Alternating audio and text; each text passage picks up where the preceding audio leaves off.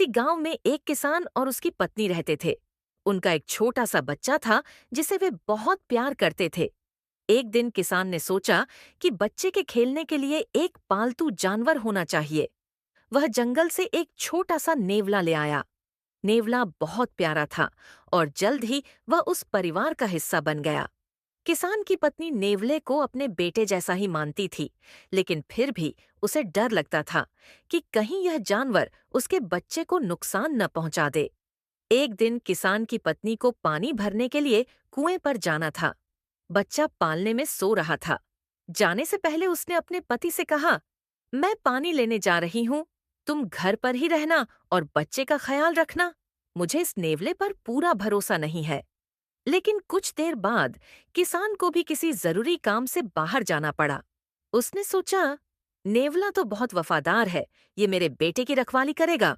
और वह नेवले को बच्चे के पास छोड़कर चला गया। घर में अब सिर्फ सोता हुआ बच्चा और नेवला थे। तभी एक जहरीला काला सांप घर के अंदर घुस आया और पालने की ओर बढ़ने लगा। अपने नन्हे मालिक को खतरे में देखकर नेवला तुरंत सांप पर झपट पड़ा। दोनों में भयंकर लड़ाई हुई और अंत में नेवले ने सांप को मार डाला और उसके टुकड़े टुकड़े कर दिए।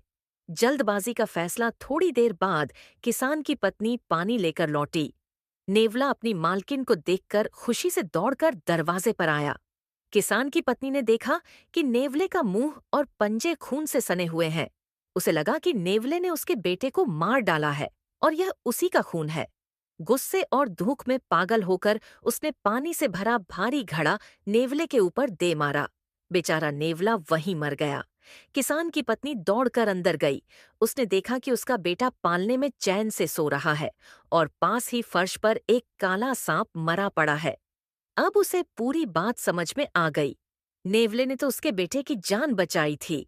वह दौड़कर बाहर आई, लेकिन तब तक बहुत देर हो चुकी थी।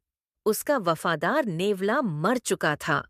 वह बैठकर जोर जोर से रोने लगी, लेकिन अब पछताने से कुछ वापस नहीं आ सकता था।